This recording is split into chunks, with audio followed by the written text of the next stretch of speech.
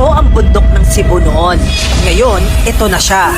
Worst flash flood in Cebu history. Yan ang sabi mismo ng governor ng Cebu. Sa mga nagkalat na larawan, parang nasa disaster movie ang probinsya. Patong-patong ang mga inanod na sasakyan. 66 ang patay, 26 ang nawawala at mahigit sa 706,000 na tao ang apektado. Pero teka, bagyo lang ba talaga ang dahilan o kagagawan din to ng mga tao? Ito ang mga itinuturong dahilan ngayon kung bakit nangyari ang pinakamalalang pagbaha sa kasaysayan ng Cebu. Una, andyan daw ang overdevelopment sa bundok, the Monterasas the Rice issue, isang condo project sa mountainside ng Cebu. Una, ilang hectares ng mga puno ang pinuputol para maipatayo ang mga condos. Pangalawa, kaya daw bang pantayan ng concrete at irrigation system ang kakayahan ng mga ugat ng mga puno na sumipsip ng ulan? Ang pangatlong tanong niya, may environmental impact assessment ba silang maipakita? Marami na kasing residente ang nagrereklamo na bago daw itinayo ang Monterasas, hindi pa sila binabaha noon. Pero pagkatapos nito, biglang nagkaroon na ng flash flood sa Guadalupe Heights. Ang dating matabang bundok, naging sementadong slide ng tubig daw. Reason number 2, andyan ang quarrying at dolomite mining. Kung iisipin mo, ang kabundukan ng Cebu ay mayaman sa granite at dolomite. Pero ngayon, para na itong keso na puro butas dahil sa quarry. Sa Cebu din kinuha ang dolomite na ginamit sa infamous Dolomite Beach sa Manila Bay. Ayon sa mga eksperto, ang kapalit daw nito ay pagkasira ng kabundukan sa Cebu. Number 3, ineffective and questionable flood control project. May baha kahit bilyones na ang ginastos para labanan ng pagbaha. Ayon sa KMP, may mahigit na 25.5 billion pesos na flood control budget para sa Cebu mula noong 2022